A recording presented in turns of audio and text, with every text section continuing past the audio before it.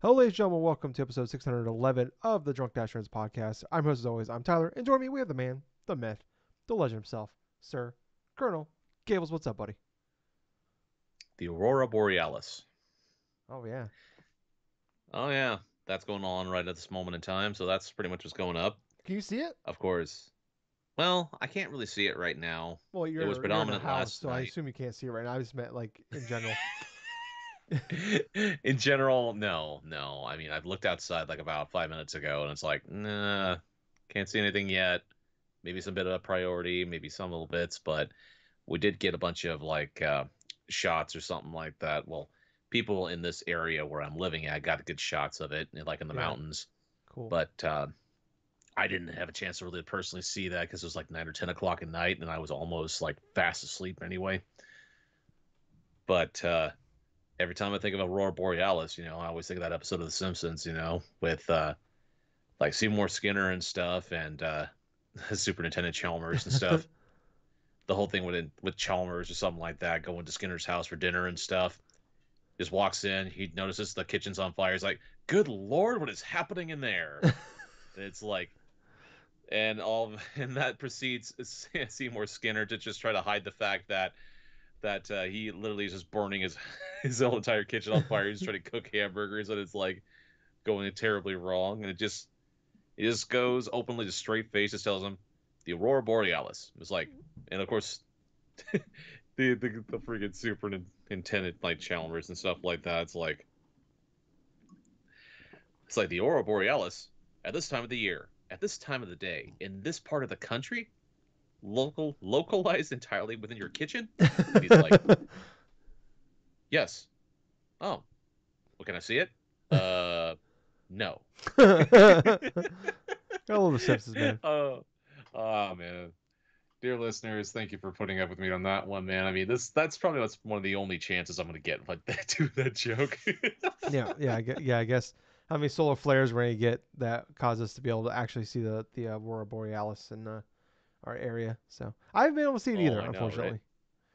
So I know But people in the area have been able to. So but other than that, though, well, let's just say I made a purchase just yesterday. oh Jesus Christ, Oh, I know, was it right? an Atari VCS? No, Oh. no, no. It's Okay. something that I'll actually use more than Atari VCS. I actually bought an analog pocket. Oh yeah. Oh man, I want one so bad. I want one so bad. Oh, let me tell you something, Tyler. So picture this: Friday morning, I wake up, Mhm. I I turn off my alarm, my clock, and I go and I look at my phone. I'm thinking, you know what? I'm just gonna go onto the analog site, just because I look at their announcements and stuff. They had an announcement on May 10th, right? It's like, oh, the analog pocket's gonna be back in stock around like 8 o'clock in the morning. And no, it was just posted that day. It's like there's probably no one, no hardly anybody else. It's like I probably have seen this yet, and I'm like, oh well, it's like seven some. No, it's like about 6:30 or so in the morning. Well, I know what I'm gonna do with my phone. I know what I'm gonna do this morning, and yeah, about 2 minutes after 8 o'clock, I actually bought an analog pocket Nice. along with a protective case and like the tempered glass stuff, and I got to admit, I'm feeling quite happy Yeah. because I've been trying to get this little handheld for a better part of a year now, but it's always been out of stock because of well, because of scalpers and because of people like literally just beating everyone else to there.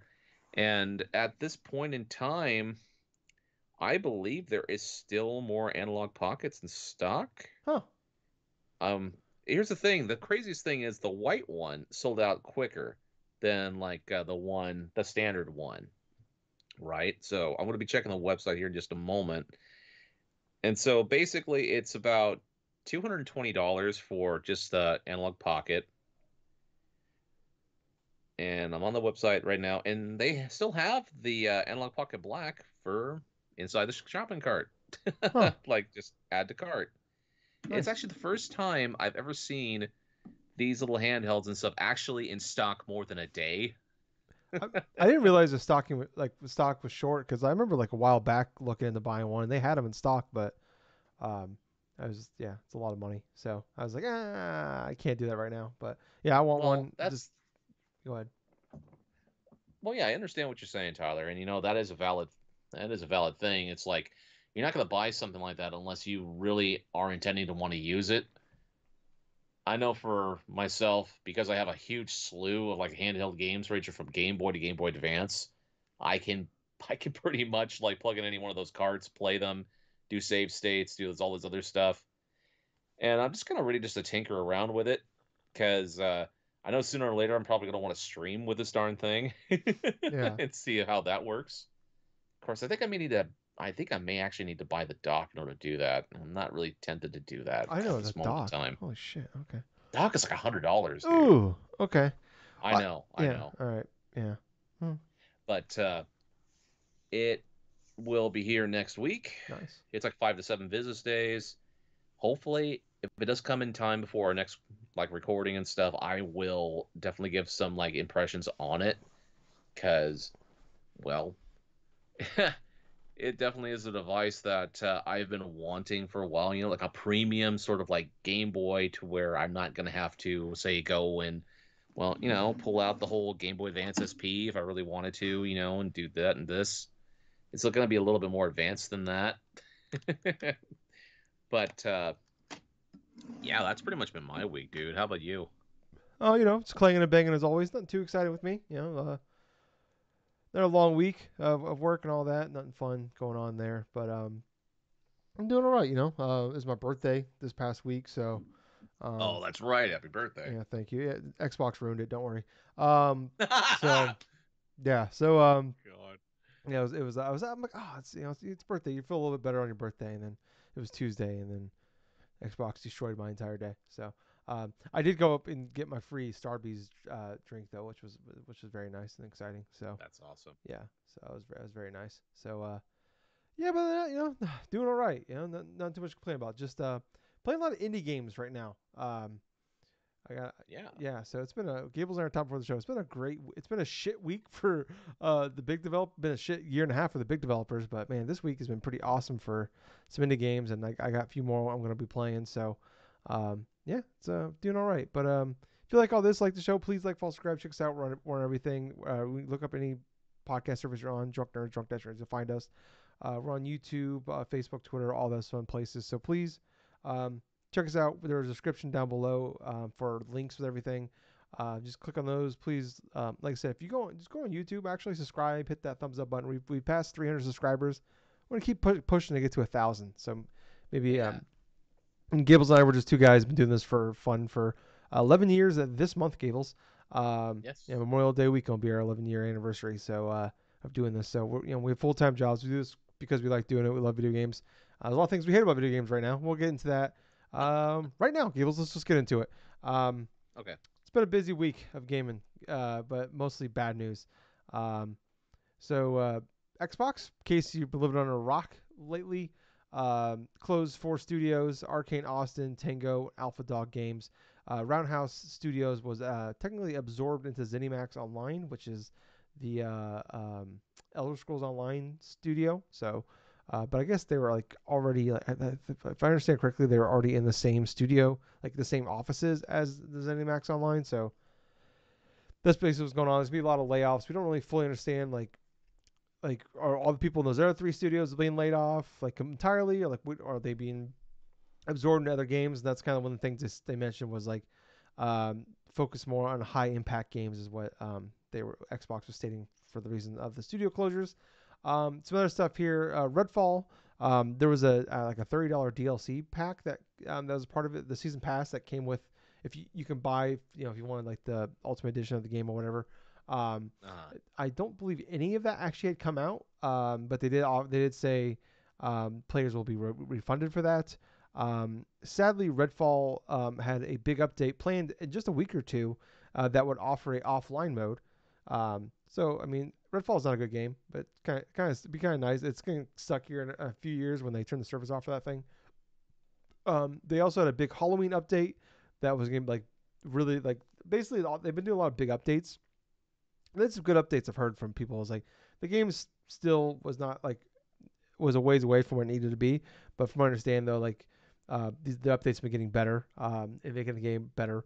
And they had another big Halloween update that was going to add a bunch more mechanics to the game, and also would include all the DLC for all the heroes in the game, stuff like that. Hmm. Hi-Fi Rush was just rated for the Switch, but it doesn't seem like that's happening now, which is pretty Wow. crazy. Yeah, you think they at least put that out. The good news is, as of right now, Limited Run Games was supposed to be doing a physical copy collector edition you can buy for the game. Limited Run Games, though, did say that as of right now, they still plan on doing that. Um, for me personally, because I was gonna buy that thing regardless. I'm definitely going to be buying the Ultimate Collector Edition, whatever it is, because I want that thing. Because Hi-Fi Rush is my favorite game of last year. So um, apparently, Tango was pitching a sequel to Hi-Fi Rush, and Arcane was pitching a game possibly in the Dishonored franchise. Um, so kind of there's a lot of information here, but so the studios were shut down, not because of Redfall, it being a flop. It wasn't because Hi-Fi Rush didn't sell enough copies. They were shut down. Jason Schreier reported on this, that they were shut down because they were years away from making the next game, because they just put out a game. What? Yes, so they were pitching. So they're in the process of pitching their next games. They haven't gone in full Right. development, obviously, because they both put games out last spring. Um, so they were in the process, like pre-production stage and all that, um, and they were going to need to hire up to make their next game. So instead of doing that, I was like, well, these games are so far away, we'll just close them now because they're so far away. Um, yeah, I know. Uh, so Arcane Lion Chief Dinga Bakaba, I'm saying that wrong. I'm sure. I'm sorry if I am. Um, so he obviously won the leads. I believe he is the director of the Arcane Leon studio. They're ones making Blade right now. He had a series of tweets that really hit it, and he's like, "Allow me to be human for a moment."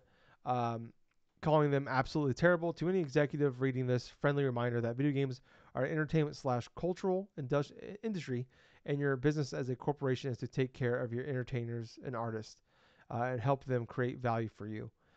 Don't throw us into gold fever gambits. Don't use us as strawmen for miscalculation, blind spots.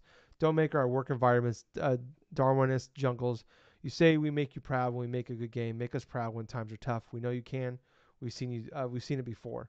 For now, great teams are sunsetting before our eyes again, and it's a fucking gut stab. Leon is safe but peaceful.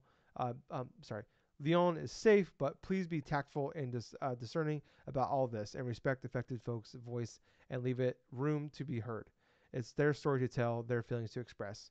Um, Came back later on Inside Baseball, but if I read immersive sim curse from the community, especially from my fellow dev, I swear to God, please let's talk about the real challenges instead of rehashing irrational anxieties of the past.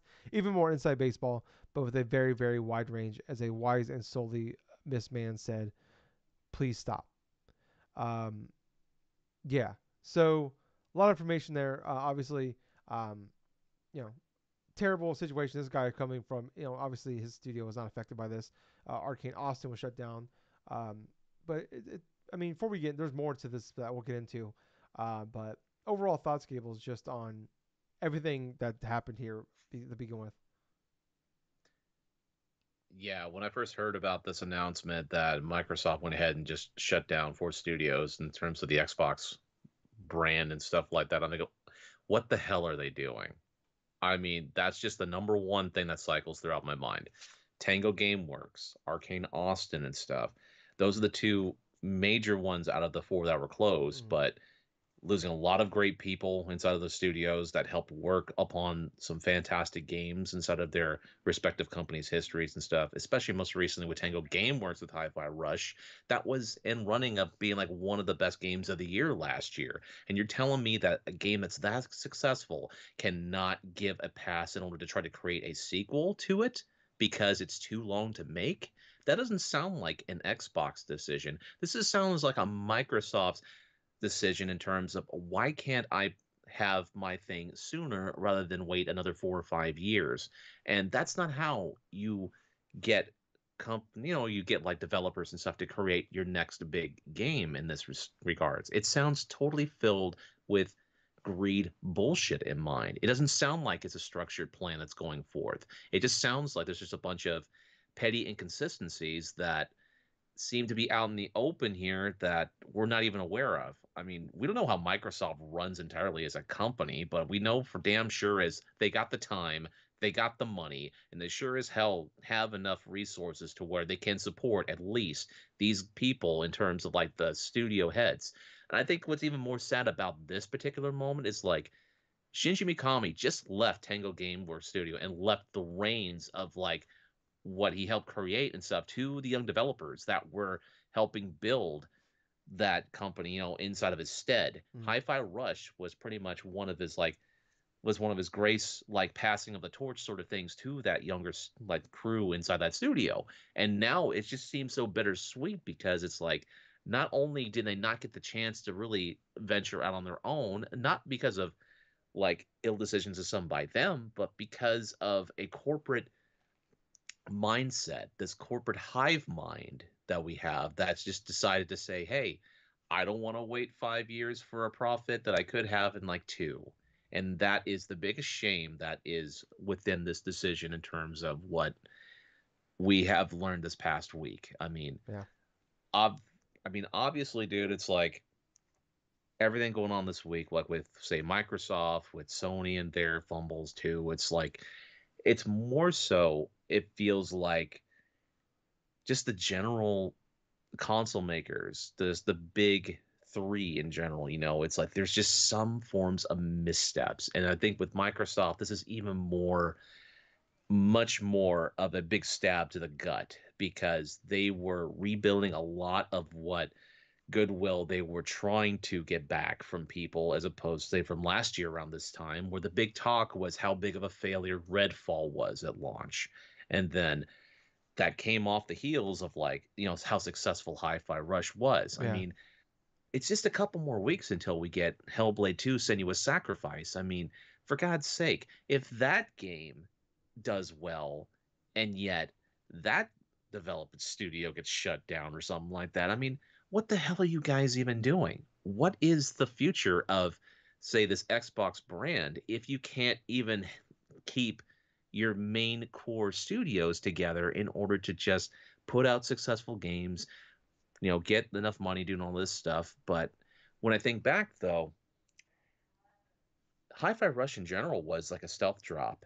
It was like pretty much like something unexpected. It was pretty much released the day it was announced with minimal marketing fare and everything else. Yeah. But at the same time, despite all that, it sold extremely well and was very successful for what it was. So yeah, it makes even less sense that a game like of that caliber like pretty much gets sent out, to the wolves and stuff, just first and foremost, because that's an unproven franchise. It's something new, it's something risk taking. But yet at the same time, Tango Gameworks made such a fantastic game to where they felt like they were confident enough to say, hey, this is the next big series that we can actually say, yeah, if you want an Xbox, play Hi-Fi Rush.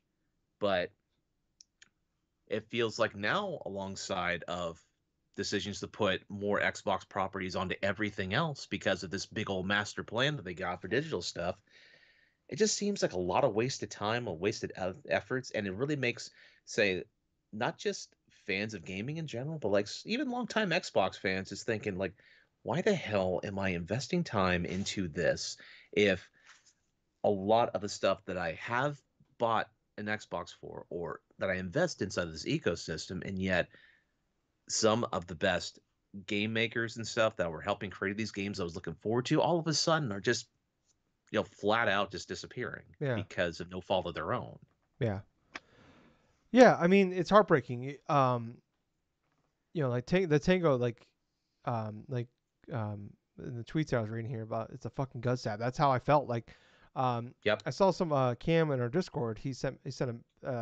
I saw like I didn't read it. I didn't read it. I just saw like he posted the IGN thing, and I'm like overnight. That's when Nintendo did the whole like announce like the next Switch console. I'm like, oh, he's probably talking about that. Mm-hmm. I'll look at it later.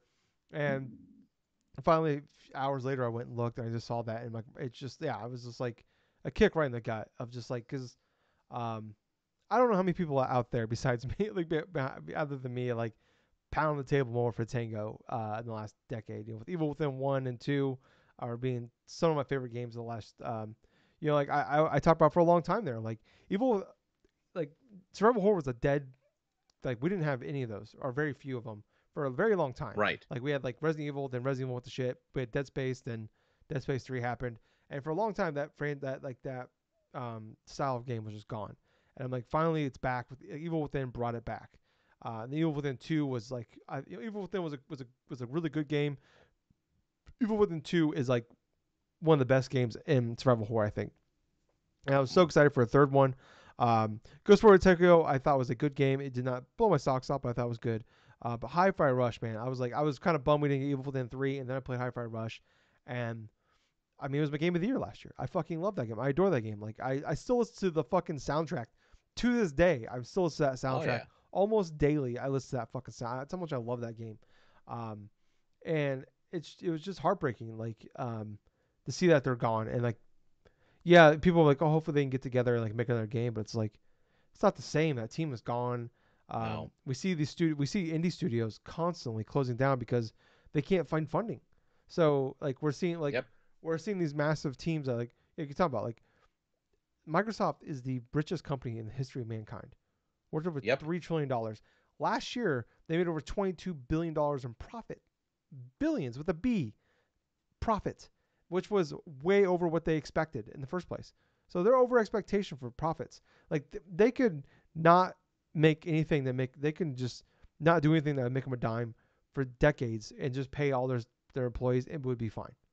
They don't have to do Right. anything and they would be fine. And to do this, um, it just sucks. And yeah, for the reasons of like, well, you guys, it's gonna be a long time for you to make another game. That's how fucking video games work. That's how they've always worked. Even Yes. like we talk about, yeah, now like games are more expensive and take longer than ever. Even before, it would still take a couple of years, 3 years, to making a fucking video game. I yeah, like maybe this thing wasn't extremely profitable, but they bought all these studios, they bought all these teams, they bought all these people for a service that directly goes against the idea of them selling games for profit. The people play it like you bought these games. Hi-Fi Rush exists because of Game Pass. Yep. Pentiment, like that was the things that like Phil Spencer and Sarah Bond and Matt Booty and them were saying like, you know, these games like, you know, it's so, you know, not so many words, basically these games are perfect for Game Pass. Like these games probably would not exist. Grounded would not exist if it wasn't for Game Pass.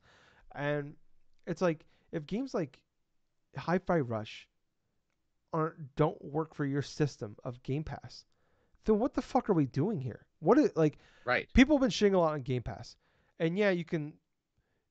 I think Game Pass is a good deal. I know it's the best deal in gaming. I believe that it is a really great deal. I save a ton of money every month. I subscribe to Game Pass. I think it's a great deal. It's a great deal for me. But I wonder if like it's just it's not working for Xbox, and we see this with streaming all the time with Netflix all the time. Like they put out a million fucking shows on Netflix and movies all the time. Uh, that are just things that fill you in between the next big thing that comes out, the next big TV show, the next big movie that comes out. These are things that kind of keep you interested and keep you from not getting rid of the service until the next big thing happens. And that works great as long as you have the next big thing coming. But if you just have a lot of Right. little things that come out that aren't moving the needle for anybody, people will leave.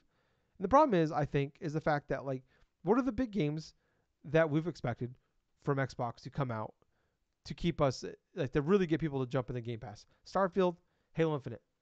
Like I definitely we talked about very positively about Xbox, how excited we were for that showcase next month. Just Yes. last week on the podcast we talked about that. I defended Starfield. I'm not gonna like turn on Starfield now. Like I think the game gets more shit than it deserves. I think it's a really good game. It's just it needed to be game of the generation, and it was like a very good game in the year 2023.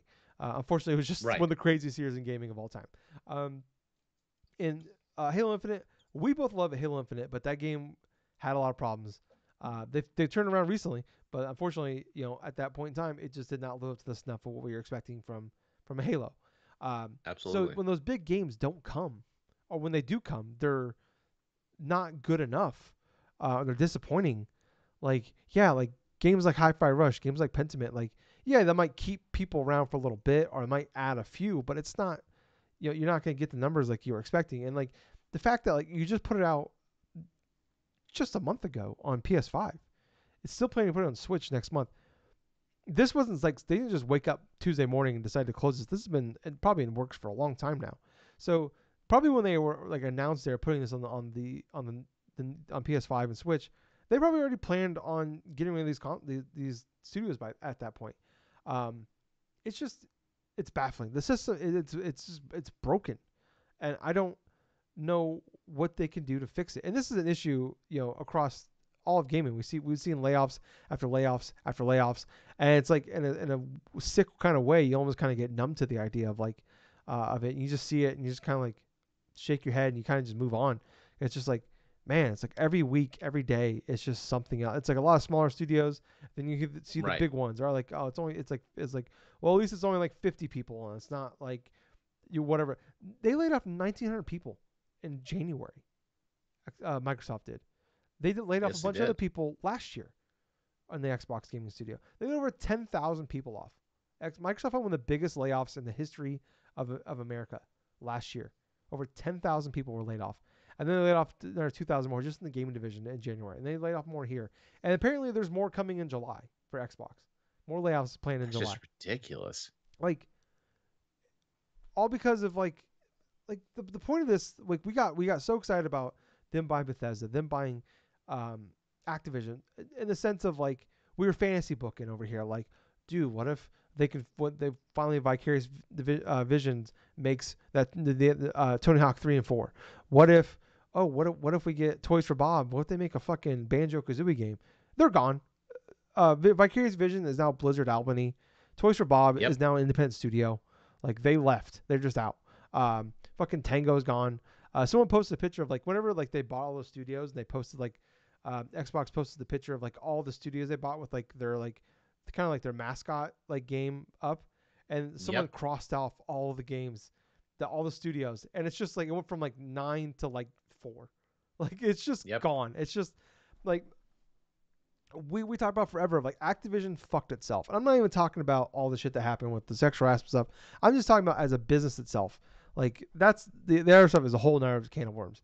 But just to get into the part of the studio of Activision itself, we talked for years about how the, Call of Duty became so big that it ate everything else up around it because they had to keep They had to keep Call of Duty coming.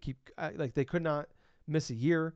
They couldn't miss anything. It had to be out every fucking holiday. They were like, what if? Oh, like cool. Xbox will buy them. They can afford to take a year off and like figure things out. Nope.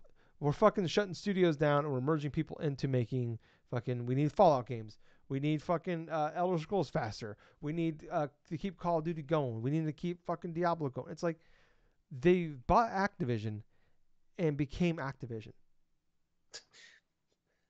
That's actually a good point right at that moment in time, because it's fairly accurate, because this is exactly the type of strategy that Activision made with trying to pump out some of its most popular franchises by sacrificing other studio leads and other studio main games they could have been working on and stuff, and instead just kind of threw them into the cog of the machine and had them produce only like maybe one or two franchises. And yeah, you're on the ball, man. I was like, there's Call of Duty, there's Diablo, there's Starfield, there's freaking Fallout, you know there's just all of these various popular franchises that gamers that they know that if they get more people working upon those core games, that's the most likely thing of success that they're going to go with. And unfortunately, it's going to be at the cost of like certain creativity endeavors. Mm. Well, it's just if you're a studio making, if you're like In Exile or Double Fine, any of those studios that have games probably coming in the next 12 to 18 months, like how nervous are you right now? Like what are you going to if if you're a salaried employee, like you don't get paid hourly, you just get the same amount whether you work 40 hours or 60 hours a week. Like I'm not saying like sandbag the game and purpose to make it bad, but like if if like I'm concerned that I'm gonna be out of a job and my studio's gonna get closed as soon as I put that game out. Like, why am I working 60 hours a week for you anymore? I'm working 40. You know, I'm like, because if the sooner this game comes out, the sooner I'm out of a job. So I'm not, and I'm like, I'm not like saying, I'm not saying like make the game bad on purpose, but I'm like, why am I gonna fucking work a bunch of overtime for free for this game to come out faster so I can get laid off faster? Exactly. If The that, motivation is dead at this yeah, and point. like, yeah, like I have, as a, just as a, most importantly, as an employee, why I would not be able to trust a single word they say to me, because I don't think this is a Phil or a Sarah or a Matt thing, as far as like they No. made the decision. This is definitely a Microsoft thing. Ryan McCaffrey had a really good report from IGN where he talked to some people that like long term employees of on the Xbox side that were higher ups, um, and so that basically them buying Activision, like they were like this small, like we talk about like Xbox is a small division in the hierarchy of Microsoft. Well, they just Yes. spent $70 billion buying Activision, had all this like all these news reporters, all this information, all these news coverage on them. They were like Right. the fucking thing for like I don't know, almost a year. Like that was going on with reporting and everything like them. They had to go to fucking court and everything over buying this thing. Yes. Now like they said like basically this has like now Microsoft is like, wait, what the fuck's going on over there? Like what's going on over there? And they see we they probably spent between buying Bethesda, Activision, all these other studios, probably 80 to $100 billion on all this shit. It's like, why aren't we doing good enough over here? And now it's like, Mm. basically, it's no longer Xbox. Like you mentioned it, it's no longer Xbox gaming. It's now Microsoft gaming. It's yes. Like this went from like this little tiny thing to Microsoft to like, well, now we want to make a profit off this thing. Like, what the fuck are we doing here? Um, and so Matt Booty, head of Xbox Game Studios, they had a town hall the day after all this happened, and he said that um, we need smaller games that give us prestige and rewards. These changes are grounded in prioritizing high impact titles and further investing in Bethesda's portfolio of blockbuster games. Um, so smaller games that give us prestige and rewards. There's only one game that in all of Xbox that fits that fucking criteria, and they just shut them Yep. down and laid them all off. So, Absolutely. and then they also in that same sentence mentioned that prioritizing high impact titles. Um, so I like okay, cool. You want to put big titles. I get that. Like we see Square Enix, like they just they reported they had $140 million in losses of just canceled games. They put like, and we've been talking about for years. They put up like 30, 40 games a year, and 95% of them like you don't even know they're out, or they put them out. We hear about them once, and they come out, and we don't hear about them again. Like they just put out Right. all these fucking and they're all most of them are just shit games, or at best like sevens. But then they have the big ones. So it's like cool. All right, they're not laying people off. They're shutting down those, canceling those games, and they're putting people on their bigger games. So those bigger games hit. They're pretty popular. Right. Like that makes sense. Xbox needs games, and they like we've been saying for like oh Gables, as long as this podcast has been going, like I said, 11 Yep. years this fucking month. One of the first podcasts we did, we talked about the fucking Xbox One announcement. That was one of the first podcasts we ever did. Yep. Since then, we're still waiting on the fucking games. Like we get some every now and again. It's been 11 years of us, and I've been saying, oh man, when it hits, they bought all these studios, dude. Like game, it's gonna be great. We're gonna get one game a quarter. I've been saying one game a quarter. Bitch, do we have enough studios to make a game a quarter now? Like, are they gonna have 4 studios when this is over? Are this gonna be Call of Duty and like fucking I tried. I was gonna Call of Duty, Fallout, like freaking yeah whatever, yeah. at this point. And then they talk about how like the leadership they're like trying to cover all these different studios that kind of spread them too thin. Then why'd you buy all the studios? What are the No studios for? shit. You bought all these studios and now you're spread too thin. You get paid millions of dollars a year. Get the fuck over it. I don't want to hear about it. All right, so we lay off thousands of people. Even more thousands of people are affected. The family members, the kids, the wives, the husbands, etc., the dogs, the cats, everybody's affected by Right. this because you don't have enough people to. We have a bunch of people making 7 figures a year. They're a little too stressed out right now, but we're gonna lay off all these people that now are like, I don't have to pay mortgage next month. Those people are gone, but the people that make 7 figures a year, keep them around. They're fine, but yet it's been a decade now of leadership at this studio, and what do we have to show for it? Nothing. That's the thing, man. This is the most frustrating thing about it. As gamers, we wanted to see more come out of, say, Xbox in terms of the games that were produced. We've been waiting for over 10 years at this point for them to get their shit back together. At this point, if this is not a sign that they do not know what the hell they're doing, then I don't know what isn't the case. I mean, they have everything else inside of their court. They acquire Activision Blizzard. They won a court case in terms of securing the whole legitimacy of purchasing that one of the largest third party companies with some of the most rich IPs that can be used and stuff to resell, to sell to consumers. And yet they do not know how to organize a lot of their inner studios. They do not know how to consistently hit like games per like quarter and stuff. And you know what? Part of the thing about being in the games industry is sometimes when you have to create a good game, it takes quite a few years just to get that game right. And that's partially why games like Hi-Fi Rush was successful, because it did take a while for them to go forth and create this game and then to put it out and then for it to be a success like it was and that it still is at this point. I mean, that's great. New IP, definitely maybe a smaller development cycle as compared to some of the larger scale games, but at the same bit, it's like you can't have it both ways here. You want to have these short like games or something like that, not just necessarily short, but these smaller project games be as big of a hit as some of your larger franchise games or some, or even like some of the ones that you weren't expecting. Like for example, it's like you want them to sell like say as like I don't know, the next Fallout game or something like that, or the next Elder Scrolls game. You want them to try to sell or match the price of, a smaller project, matching the size of like that franchise and its things. That's unrealistic. But at this same point though, what is very much telling to me is like, why should gamers really give Microsoft here a open chance with a lot of this stuff? Yeah. They've already been leading us astray, or a bunch of us gamers astray, for over 10 years. There have been some good games that came out. They have done, it seems like to me, is like they've had done their best in terms of acquiring as much type of like properties and stuff in order to make it seem like they were going to go forth and do. But at the end of the day, it just seems like Microsoft has had a hand in systematically probably leading the death of its own gaming division in terms of what we know it into something that's more streamlined to where it was like Activision Blizzard, kind of like what you were touching upon.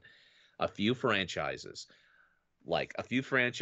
lots of people focus upon that, putting that out. Maybe not every year, but sure as hell, they may try to do something like that because that's just kind of like the corporate mindset is in general, to where if you don't make the same or over the amount that you did the previous year, it's not considered a loss. And they're looking at, okay, well, how can we get rid of a couple different people in order to try to do Yeah. better in this division or at this time frame or in this things? It's like can you tell I've been inside these type of like situations before in terms of other job fields?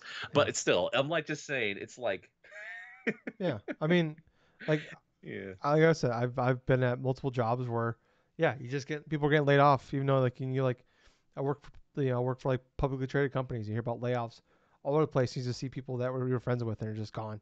And like when you survive, you've like you're happy, but you're also like you feel guilty for surviving. Like why me oh, over that this guilt is person? real. Yes. Yeah, and then yeah, then it's like well, great. Like am I gonna be next? So it's like yeah, then it's like it's a mental thing. Are you okay? I want to work and prove to them how hard a worker I am and how I deserve to stay here. But it's also in the back of your mind. It's like why am I working hard for this place? That will like at any point in time could just lay me off. It doesn't really matter what I'm doing here, and it doesn't. You're just a number. Um, but yeah, I mean, I don't know, like you said, I've been saying this for a long time. It's just like cool. They made $22 billion in profit last year. Well, not this year. They're gonna want 23. And I've said for a long time, it's you can't these developer it's with all these layoffs and everything going on in video games. It's going all over the country right now. It's Yes. baffling to me that like inflation and everything is hitting the whole world right now. Um, but like in Japan, like Nintendo and Square Enix, Capcom, the government in Japan is telling companies like major Japanese companies to increase the pay so people will spend more money and boost the economy. But here it's the opposite. We're laying like These companies are making record profits, record revenue, uh, but then we're still laying off people because they want to make the stock go more. Because corporate people want to make the C-suite people want to get their bonuses, so they can get more money, even though they already make tens of millions of dollars a year. We see David Zaslav over at fucking Warner Bros. Discovery just got a $40 million bonus because he triggered one little thing in the stock that if he hit it, even though the company is in bigger debt than what it was when he took over, Yep. he triggered one thing that gave him a $40 million bonus because he made sure that everything else, no matter what, hit. So he got that one bonus. That's all it is. All these companies right now, all they think about is 3 months at a time. It's like to use a sports analogy here, like if you're a GM or a head coach of like NFL or NBA or whatever, and you're on the hot seat, and if you don't turn around this year, you might get fired. So then you start trading away draft picks that are a year or two away to get a little boost now to keep your job. But even though you're fucking yourself a year or two if you survive, well, like the number one goal is keep my job, keep making money. That's the number one goal. That's the number one goal for these C-suite people. Because more than likely, they're not going to be here in 3 years. So when there's no fucking games in Right. 2026, 2027, 2028, they'll most likely all be gone with their fucking hundreds of millions of dollars they got in bonuses for what they did right now. So fuck it. Why do they care? They're going to be gone. And if we're still doing this podcast, Gables, when the PS6 and the next Xbox and whatever comes out, and we're sitting here like talking, we're trying to put together a top 10 list, but there's only 8 games that came out in the year. This will be why. Fucking on top of that, like they're trying to decide if they should put Call of Duty on Game Pass. Motherfucker, it's been 3 years. You should have known this already. That should have been a plan before you even bought them. What the fuck is happening? That's just mind-boggling that they had to internally debate about that. I mean, that is the biggest leverage you could have in terms of putting it on the Game Pass service day one. To get people in And your yet they ecosystem. still inside your ecosystem. Not just that. That's how you entice people to get your service if they want to play the next Call of Duty like online or something like that. We know it's proven to sell year after year because people just buy the same shit every single year and play it to death. Yeah. So it's like, God, that's such a no-brainer. But yet they don't. They see it that way. Yeah, I mean, like, look, it's a fair question because, yeah, like I get the discussion. This discussion should have been decided a long time ago because, like, I get it. Like, if I imagine the hardcore Call of Duty people are like, well, I'll just pay $70 and buy the game rather than pay $180 to $240 a year to subscribe to a service. Obviously, you want people to subscribe to the service. They find the other games in there, like, oh, cool, like Hi-Fi Rush. That game looks awesome. They play that game. That game's great. When's the sequel coming out? Oh no, they shut the studio down. Never gonna happen. But I get the idea of like putting on Game Pass and like, but also I get the idea of what like I said, that game generates billions of dollars in revenue every year for them. And if they give up the $70 to then hopefully get people to stick around for 4 or 5 months instead, or for a full year, keep them around, or buy an Xbox. Like it's a balance, tough balance. Like it's a long-term play that could obviously fail for them, and we've seen time and time again that these long-term plays typically fail for them. I think Yes. Ryan McCaffrey, to quote him again, he said this several times about Xbox. He's one. I think I can't remember his title, but basically he's the lead Xbox person for IGN. Been there for a long time. He said this multiple times about them. He said this years ago. It was like every time they get a little momentum and they start to turn things around, every single time they cannot help themselves. They put a rake down on the ground and they fucking step on it, and that's what they do. It's usually the dumbest shit that they do that causes this to happen. We're gonna move on here, but the last thing I want to say, Major Nelson, who obviously was like the voice of Xbox for a long time, I believe he left. He's left, but it was about a year ago he left. Oh wow. He put a tweet out about this that summed it up perfectly. Trust is built in drips and lost in buckets. And that's no better way to put it. Major Nelson, beautifully said. Beautifully said. But let's try to get some good news, Gables. We had some good news come out. There'll be a Nintendo Direct in June. We got that confirmed. We got some financial reports. We got some updates. We've talked about the Switch shit forever. Switch 2, whatever. It's kind of weird, kind of exciting though. Like, to finally just have them say it. And I've said this a long time ago. The first time we hear about Switch 2 will be at a financial report, because the first time we ever hear about these things directly from Nintendo is always at financial reports. Yep. So they did say that it will be revealed before April 2025. They will not talk about before July 1st. So we will not hear about it this current quarter, financial quarter. That Nintendo Direct that we're having in June, the Switch 2 will not be there. It will focus on the second half of 2024. Which is we'll cover everything here. So the Switch now is at 141.32 million units sold. They are forecasting to sell about 13.5 Switches this fiscal year, which is still which is a pretty high number. It's less than what I think last year, the last fiscal year they did about 15.5. But a big boost they got was because of the Zelda, the Yes. Zelda Switch they put out for Tears of the Kingdom. That was a gigantic boost for them. That's where they hit that. So I'm curious what like they're year 8, year 9, where I can't remember what year we're on for Switch. What is they expecting to sell in our 13.5? I'm wondering, like, some people are like wondering, is it a price decrease? Mm. Which I don't know if that's gonna happen. If they're still selling like this, I doubt it. Or or there's a big game coming, or some big collector edition, or something that's happening. Um, if they did sell the Mm. 13.5 million, that would pass the Nintendo DS. The DS is currently at 154 million, but they'd still be behind the PS2 at about 160 million. Um, so some sales info here. So Princess Peach Showtime sold 1.22 million in just about 3 weeks on because this all goes up to April 1st. So only about 2 weeks. No, that's not right. It's like about 2 weeks. I can't remember. On For that fiscal year, Mario versus Donkey Kong sold 1.1 million copies. And the Super Mario Wonder is now at 13.44 million units sold. We got some updates. Here we go. So we have the top 10 selling games on the Switch as of April 1st of this year. Super Mario Bros. U Deluxe 17.45. Tears of the Kingdom at 20.61. Tears of the Kingdom, like the sales have drastically slowed down. It sounds like basically pretty much everybody that wanted that game bought it at launch, and it's like it's still selling, Yep. but it's one of those things where it's selling extremely well. But I always talk about like you can't really compare Nintendo to everybody else. They're just on steroids right now. They're like fucking Barry Bonds in like the late '90s, early 2000s, just fucking hitting home runs constantly right now. Um, but yeah, so they sold like I think like 16 million in the first like month or so on the market, and sold about 4 million give or take since then in the last 9 months. But that's obviously still really good. But it's just kind of crazy. Like typically, like you see like the long tail. It's not as high as I think a lot of people are expecting. Moving on here though, Super Mario Party is at 20.6. Scarlet and Violet is at 24.9. Sword and Shield is at 26.2. Super Mario Odyssey at 27.9. Breath of the Wild at 31.9. Smash Brothers Ultimate 34. Animal Crossing New Horizons 45.3. Mario Kart 8 Deluxe at 62. We'll just round 62. So yeah, it's currently where we're at. Another fun fact for you, Gables. Mario Kart 7 on 3DS sold 10,000 copies last quarter. What? Yeah. Mario Kart 7? Yeah, on 3DS sold about 10,000 copies last quarter.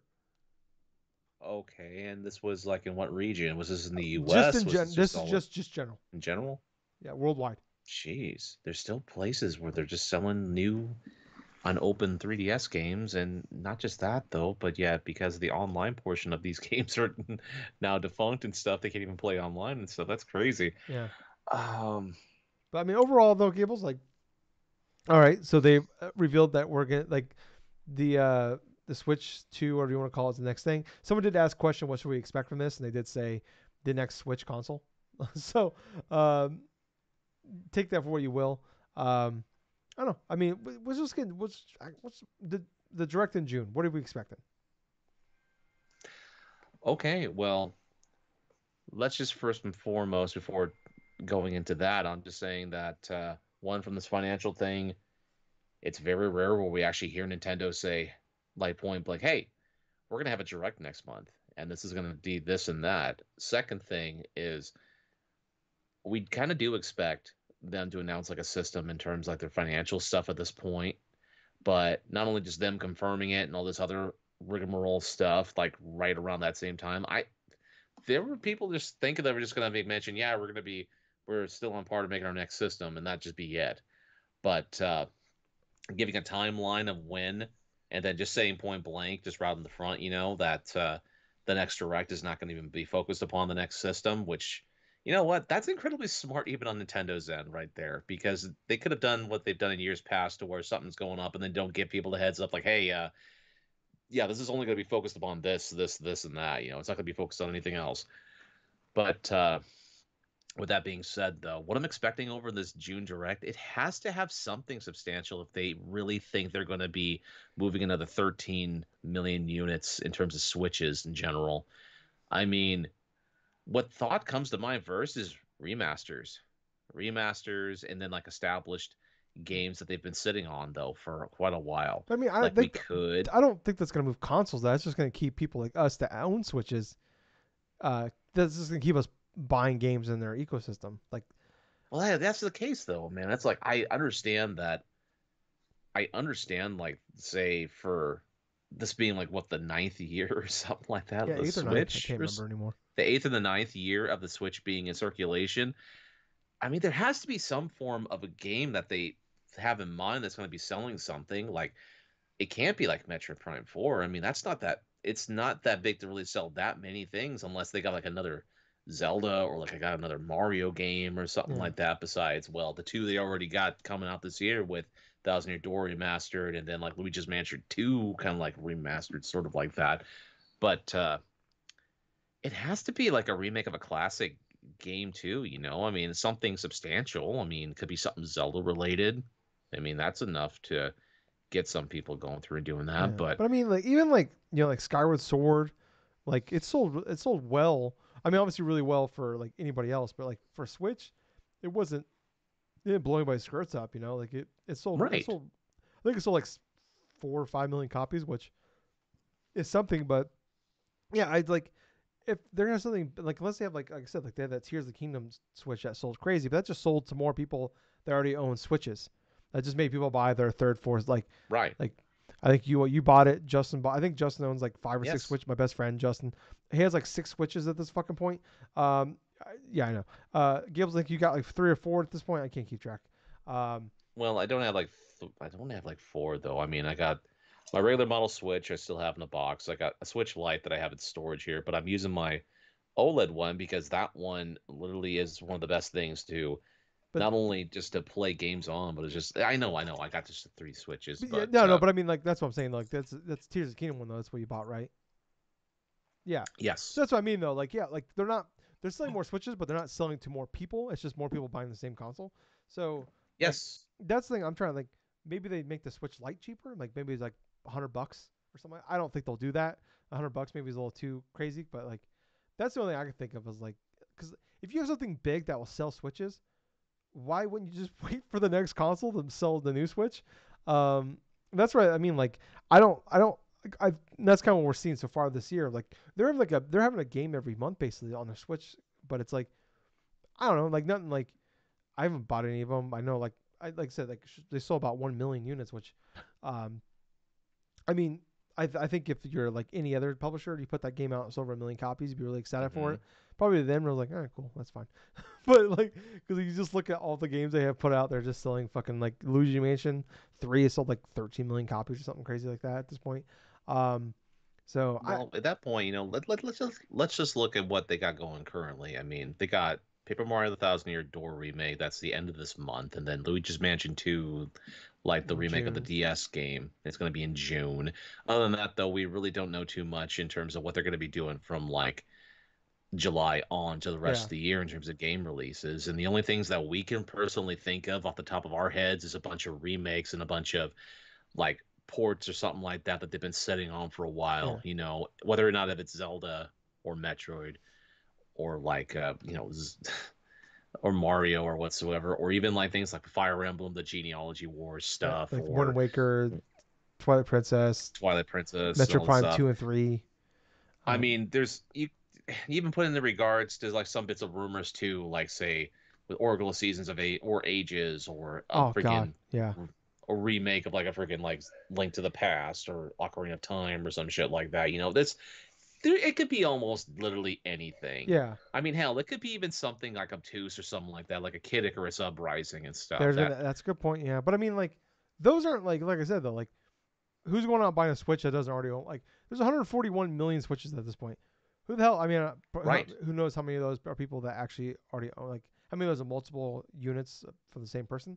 But still, like, yeah, like if you have something that's even a little bit of system seller, why put it out now? Like, I think Metro Prime 4 is possibly right. the biggest game you could put out on the Switch at this point. And like, Yes, and no, like we talk about this over and over again. Like, Metroid is big to us, right, but it's not right. big to most people. Like, Metroid, what's the one that came out a couple years ago? Dread. Um, Oh yeah, like Dread. that's like the Yes, best selling Metroid game ever. It didn't even crack 4 million. So, um, that's not a huge, like, that's on the Switch. Like let's talk about Switch is Barry Bonds. It's just like the numbers it's putting out are ridiculous for systems for copies sold of games. Um, right. so I don't know. I mean, I am excited. Yeah, like, I'm excited to see this June direct. I'm happy that, like, they just put it out there. I imagine the reason they just told us, like, we're not talking about it this quarter is because they just probably want people to shut the fuck up, and, like, we're gonna announce this June direct and we just don't, like, because they don't want, like, yeah, typically what they announce on a Tuesday, it's on Thursday. Like, hey, on Tuesday they announce it, it's gonna be on Thursday. That's usually what it is, and they're probably just like, Yes, announcement for announcement. yeah, we're just gonna announce that, hey, it's happening in June. It won't be there. And we know, I talk about this all the time. Nintendo lies constantly, but this one I believe him on. I believe him on this one because they said it in a financial report. Typically, when people say something in a financial report, they're telling the truth. Like, or like, closest, but you got to be mostly truthful in these situations because you can get in a lot of trouble if you're not. Um, so I do believe it in that extent. Um, yeah, but I'm not. I don't know. It's just I'm hoping it's just during SGF time, and they don't do. They've been doing it at, like, the end of June lately. I don't like it. I don't like it. That just, I don't know. I'm it is kind of happy that, like, I'm kind of happy that, like, they just at least, like, for the next couple months we don't have to, like, there's no, like, no crazy shit going on right now. Like, oh, what they announced it here? Oh, there's some rumors going on. Like, is it like the next, like, 6-7 weeks, Gables? It's just gonna be like smooth sailing on Nintendo stuff. Like, there's a lot of leaks and rumors out there right now. A lot of, like, the specs apparently for the Switch 2 are out there right now. Um, so coming from a lot of the typical people, but I mean, if you want them out, they're out there. If you care about that kind of stuff, but yeah, I don't know. Like, Dude, I don't want to say at this point. personally, Tyler, I'm at the point where it's like Nintendo could have just announced anything like towards like the rest of the year and stuff, and it's like, yeah, there's gonna be some decent stuff that may interest you, but that's fine and stuff. But it's pretty much just from now up until the time they announce the next system, it's just kind of like a tilt. I'm full tilt right now, all the way from now all the way to when they announce the Switch 2. Because it doesn't matter what they're gonna announce for the Switch system and stuff, unless it's something really dire, I am just waiting to see what the next system is Yeah, gonna I'm be. just, yeah, I think, like, I'm just waiting until I'm just waiting for them to put it up for pre-order so I can pre-order it and buy it. That's basically where I'm at. But I felt that way with the Xbox coming off the Xbox 360 for Xbox One, where I'm like, I watched the Xbox One press conference, like, cool, just tell me what's going for pre-order and I'll buy it. And then that happened. I'm like, oh, never mind. So, I mean, obviously that can happen, but I don't think it will. But yeah, I don't know. I just, Yeah, that's part of the reason I'm kind of waiting to see what they go and reveal stuff, because it's like the thing about this next version of the Switch is like what's going to make this different than all the other like handheld systems like the ROG Ally or like the Steam Deck or like whichever, and that's part of the thing that I'm waiting and seeing, because if it's just going to be kind of the same thing like it is currently and stuff, only like maybe higher specs or whatsoever, it's like who knows, maybe you just get a Steam Deck instead or you get this instead, but I know Nintendo's Nintendo, and partially why people invest inside Nintendo systems is for the fact that the first party is so strong in terms of what they want to go forth and put out normally. yeah, But yeah, it's just going to be an interesting rest of the year, because I do believe that they will probably announce what the system is at probably the end of the year. I mean, but obviously not before July 1st or so, but in maybe like September or maybe like a December direct or yeah. whatever. Tokyo Game Show September, so possibly there. So, or they could just do what they did last time and do it in January. Put out a video in Yeah, October, reveal everything in January, put it out in March. So, That's what they do. Yeah, They do things by the beat of their own drum, and they purposely go and they listen to what a bunch of people or watch the trends of a whole bunch of things online that people are saying and doing, and they just do the exact opposite because they do not want people to guess what they're going to do next. yeah, yeah. Sometimes they'll do it in spite of themselves. They'll just like, we're not gonna do that because Yes. people think we're gonna do that. So, but let's move on here. Let's stick with Nintendo. Nintendo, we talked about this last week. It got leaked out from ratings. Nintendo World Championship NES Edition. They just announced it in a tweet. This is coming out on July 18th. This features more than 150 challenges to complete, and you can compete for top spots on global online leaderboards or with friends. Each week, you can compete for a top spot in the World Championship weekly Right. global online leaderboards, or you can compete up against 7 friends in local a player party mode. Fucking assholes. Why are you charged for internet online if you don't use it? You don't fucking use it. Why am I paying for it? Anyways, That's a big old core example, dude, to where that could God, have been easily have implemented online, you know. that was the coolest looking thing to me. It's like, oh man, like if I can like play online with Gables, and like we can like I can like we can side by side and I can watch what the fuck you do. It's basically NES. It's the thing we thought it was. It's NES remix, but Hmm. it's called Nintendo World Championship NES Edition. It will be $30 on eShop, $60 for a collector edition. I did go ahead and I pre-ordered. I pre-ordered one for Justin, my best friend, but he actually got one, so I'm gonna delete that one. But I got another one for myself. I'm just gonna buy it. Fuck it. I probably I definitely don't need it, but it's one of the things. If I don't buy it, I'm just gonna be mad at myself for not owning it. So the deluxe set comes with some art cards. Really, the thing that anybody ever wants though is the golden NES cartridge. It does not work. They make sure to in bold words on the bottom of the screen. Does not work. I just want the cartridge though. But I don't know. Like, what do you think, Gables? What are you on this one? I like this a lot. And that's because it is NES remix quintessentially.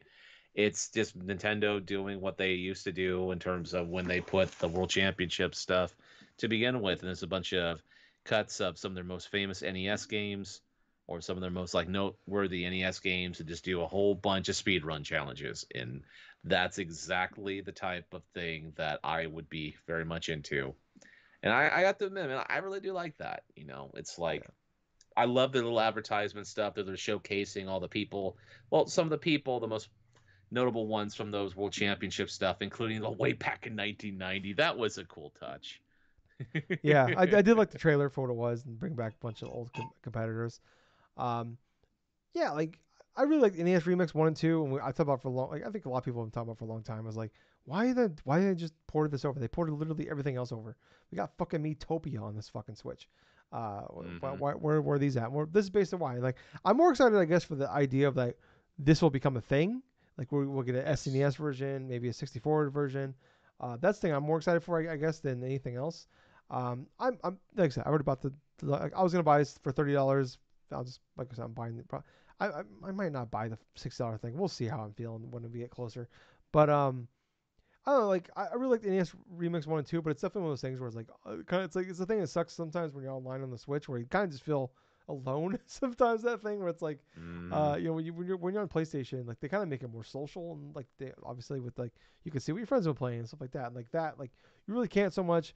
It's like I was kind of like, excited for the idea of like, um, it just kind of sucks overall because like like maybe if like this was like early on in the Switch days when a lot more people were playing it regularly, like at least on my friends list, like I have people that play it, but like I don't know how many friends are gonna be buying this thing at this point on the Switch. Like it would definitely be really exciting, like to see like all my friends are buying this and playing it. Almost like back in the day, like Geometry Wars, where you could see your friends like high scores in the top right, or like Trial HD or whatever. And you can see your friends score as you're trying to complete this challenge and like going past them.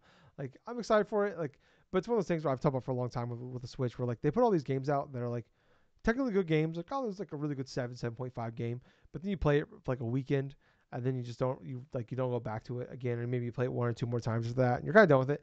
And I have a feeling that's it's going to end up being for me and probably a lot of people. But especially with the not having online multiplayer, um, I think that will probably what will end up being for me, and I think a lot of people like it's gonna be fun. You're gonna see a lot of content creators out there playing this game. It's gonna be really exciting, and like maybe you and I will play it for that first weekend, like maybe for a week or so. Right. We'll try to top each other's scores, and then we'll fall off. So that's kind of where I'm at with it. But I'm excited for. I actually, believe it or not, I'm excited for it. I'm excited to check it out. And like I want to be. I want to be wrong. I'm more like I said. I never was like a big NES guy. I was more of like I had a Super Nintendo when I was a kid. I didn't have an NES, so I'd be more excited for like what a Super Nintendo thing would do than NES version. So, um, but yeah, let's that's it though for news this week. Let's move on to what we've been playing. Gables, do you want to go first? Do you want me to go first, buddy? I think you should go first. All right. I've been playing a couple games. I talked about it last week. Stellar Blade, I did finish. Um, I mentioned like I was already into like the that was point of no return. I had already gone into that.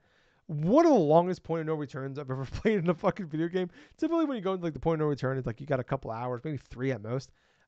I spent like almost the entire fucking day playing Stellar Blade because I thought I was like so close to the ending. Like I think I played like 6 8 hours after this for the point of no return.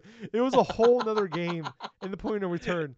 It was wild. Now I will admit, like 3 of those hours was fighting the final few bosses of that game because it gets fucking nuts at the end. Like that game, it can get challenging at points. But you always feel like you're getting better, you're progressing, and like oh I'm doing all right here. I'm like oh like, I almost had it. I know what I needed. I knew what I did wrong. See, stop doing that thing, and then like you eventually beat the boss or whatever. Man, these bosses and like there's like 3 final bosses. Like at the end, there's 3 bosses. Like you fight back to back to back, and like there's some obviously a lot of cutscenes, story stuff in between there. Um, Yeah. and man, like it turns to like all of a sudden, like I was talking about like last week, like I've gotten better at pairing. Like I feel pretty like not great at, it, but I'm getting good at it. But I'm doing okay. You have to be a fucking parry master in these last 3 fucking fights. It is so fucking fast. They don't like you want to be like you hit the button to like heal. Like there's always like you need like it feels like an hour. It's like a couple tenths of a second to heal, and if you get hit, obviously it'll break it. So like so many times I died because I was trying to heal real fast and I got hit. But like they are relentless. Where like usually like you get that chance to breathe to heal, you don't get that here. Like it's like they just fucking dash across the goddamn screen and hit you. And like I was getting better. The first and third of those boss fights, do the bullshit thing that I hate. I fucking like it was like I hated it. Every single final boss in every JRPG forever. They always like there's always like that move that would like knock you out, even if you're full health, automatic kill. And but the first and third, the last boss fight and then the first one of the 3 of those boss fights, they have a move they do twice in the fight where they do a move that will automatically kill you.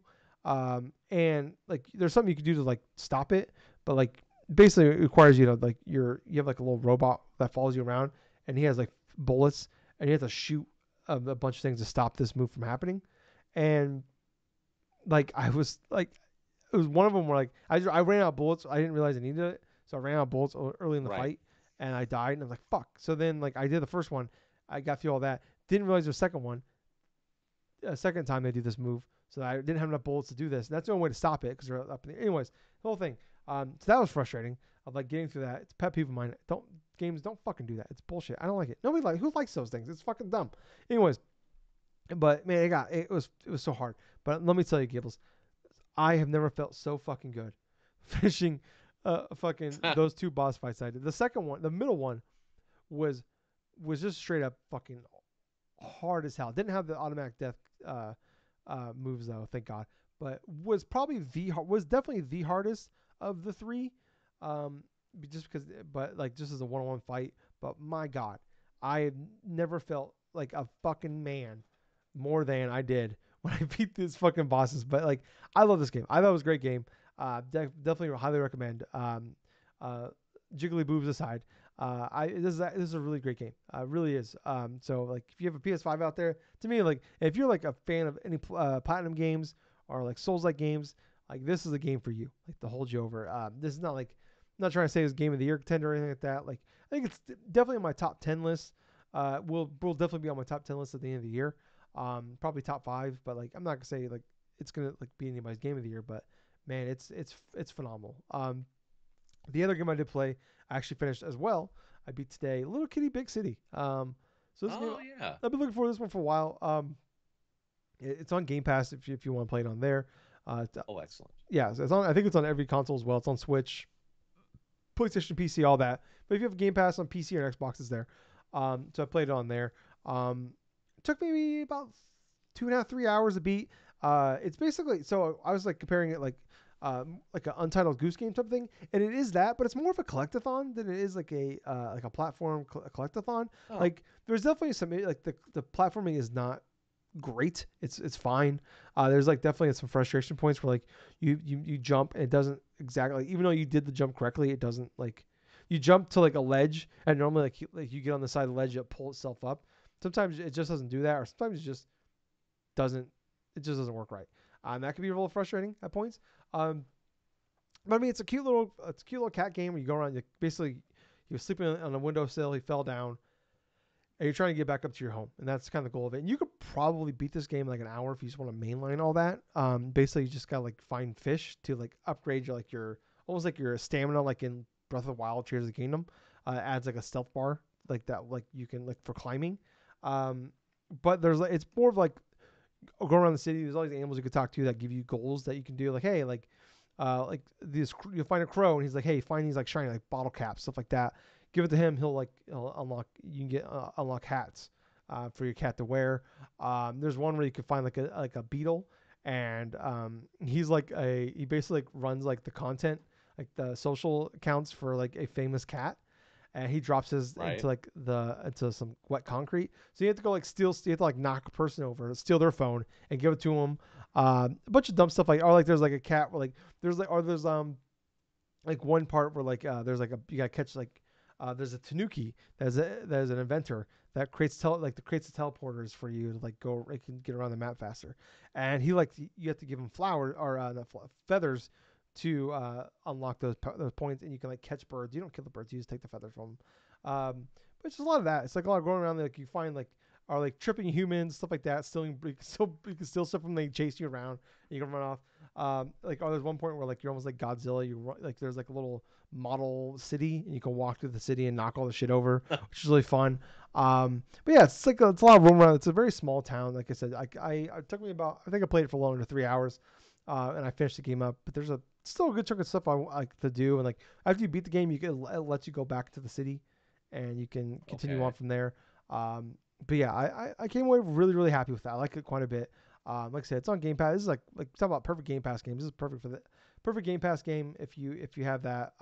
Check it out on there. But if you just want like a game like I don't know, a game like turn your brain off, just feel like you put you in a good mood. The music is jolly and nice.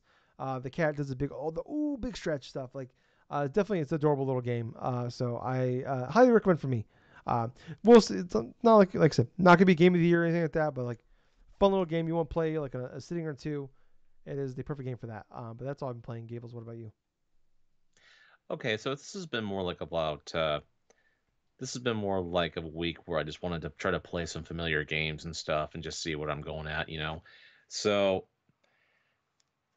so when it comes to fighting games, right, you know, Maximilian Dew, the guy that I usually watch from time to time, he does these legacy of like certain fighting game characters and stuff. For this time, he's done like this series in regards to like Akuma from Street Fighter 2 and stuff like that. Let's see. So he was going through a bunch of the Street Fighter Alpha games. I had a chance to watch certain aspects of this stuff, and it's got me kind of like just cravings to play some of these Street Fighter Alpha games again. So I took out my PS4 copy of like that Street Fighter like 30th anniversary edition stuff, and I know that port of these games are not exactly the best, but at the same time, I wanted to play some bit of Street Fighter Alpha, Alpha 2, Alpha 3, and stuff. And man, it's like just playing bits of these games again and stuff. It was really fun. It was really interesting seeing like how much I remember and also what type of little tasks and what type of techniques I can do. Like if you can time certain hits of like certain moves and stuff, you can do something that's called like an alpha counter and stuff to where you can counter somebody and then not just counter somebody, but you can actually just go and flip them over and stuff, and like they just do these little freaking rolls and shit. It's just really funny just to do that. But Yeah, I ended up playing through all three of the arcade mode stuff for Street Fighter Alpha, like 1, 2, and 3, as Ryu, because Ryu is one of my favorite characters I love to play as and stuff. But yeah, it was just fun going through those campaigns and just going through just having some fun with it. But the other game that's familiar that I had been playing this week is more like Yu-Gi-Oh! Legacy: The Duelist. I've just been really getting into the whole like Yu-Gi-Oh! Like 5Ds, like campaign and stuff, to where you're doing a whole bunch of things that are called like synchro summoning, which it just combines like certain monster cards to just as another way to summon monsters on the field. Like for example, if you have a like certain monster card that's called like inside of its little text box, you'll see if it's whether it's like a tuner monster or something, where it's like you have that in collaboration with like a certain monster or like a certain amount of like monsters, which star levels equal the monster you want to summon. Basically, you can go forth and like just do this something called synchro summon, to where you combine these two monsters. Like there has to be one monster that's considered a tuner monster, right? So it's like you combine that to like special summon like a particular monster. And so I've been using this deck that is a mix of like a couple different types of like certain monsters based upon the protagonist of Yu-Gi-Oh! 5Ds. So the whole premise of this deck is to have like certain card theme, like certain monsters. So for example, it's machines, and then there's like all sorts of various like other type of monsters added into this deck. But the whole premise is to just get a whole bunch of synchro monsters on the field and just blitz your opponent crazily. So it starts off to where if you draw a card like junk, like was a junkyard synchron or something like that, and you summon them on the field. Well, now you can retrieve something out of the graveyard and stuff, to where you can special summon on the field, and then doing those exact little type of summons and stuff. You can actually go through and do a synchro summon to like junkyard synchron, to where that can do that or this and that. It's just been one of those fun things where I'm learning a different deck type and also just figuring out what I want to do just for deck type stuff. But it's just basically me burning through a whole bunch of like different familiar games just to get myself back into the groove of things, because you know how much sometimes working full time gets me so exhausted. Like literally I will only have maybe enough energy just to play maybe a little bit of Yu-Gi-Oh, maybe a little bit of Street Fighter or something like that, like I had been doing this past week. But another thing I had been doing is I've been going on to the Switch's eShop, and I've been looking at a bunch of my read and like my games that I've downloaded like throughout the lifespan of the Switch, and I've downloaded like a whole bunch of them. Only like maybe for example, maybe all except for like a couple of different ones, but I gotta tell you, dude, from the span of like 2017 onwards to like current year 2024, I kid you not, I have maybe like close to 100 in terms of games that I've downloaded on that damn system. And well, I'm going through the process of playing a couple of different ones and seeing which ones do I really want to keep on my Switch, and then which ones I just want to say, you know what, I'm not going to play this game ever again. So it's just me testing a whole bunch of stuff, right?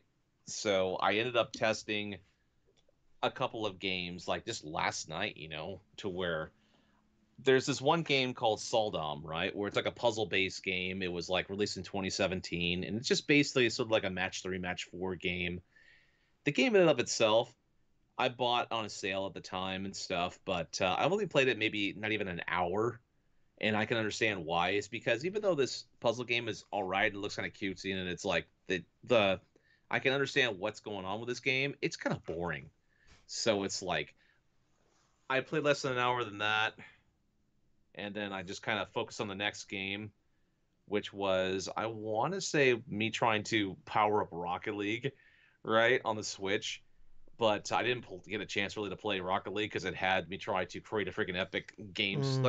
like an Epic account. I'm like, no, no, no. This used to be to where I could just download Rocket League and just go into a game without having to agree with another fucking Well, account or it all this has other it has shit. the cross progression, so if Yeah, whatever you bought on PS5 or PC or whatever will be on there. So but yeah, it's just that.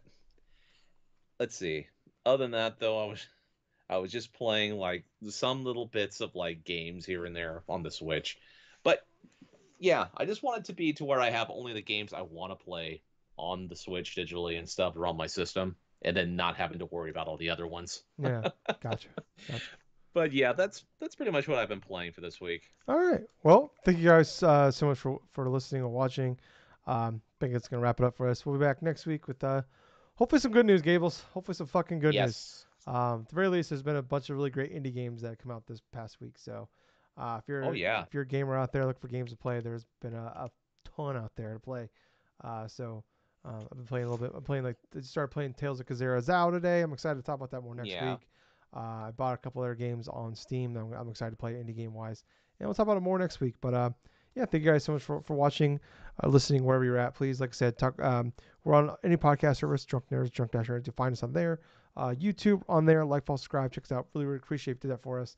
5 stars, leave a review, thumbs up, share with your friends. Twitter, Facebook. Check us out, all those places. I was your host. I was Tyler. And I've been Colonel Gables. Until next time, everyone, play some fun games. But thank you for another fun-filled episode of the Drunk Dash Nerds podcast. Hey, Gables. Yeah. Too sweet. Too sweet, man. Bye, guys. See ya.